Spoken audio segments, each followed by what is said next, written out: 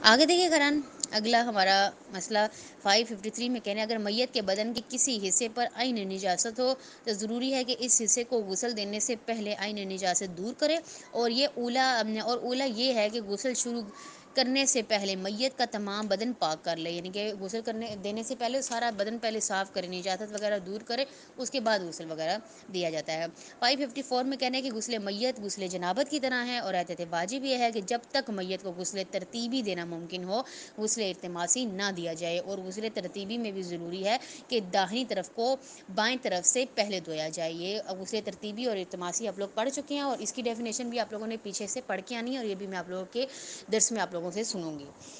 555 में कह रहे हैं कि जो शख्स हैज़ या जनाबत की हालत में मर जाए उसे गुस्ल हैज़ या गुस्ल जनाबत देना ज़रूरी नहीं है, बल्कि सिर्फ गुस्ल मैयत ही उसके लिए क्या है, काफ़ी है।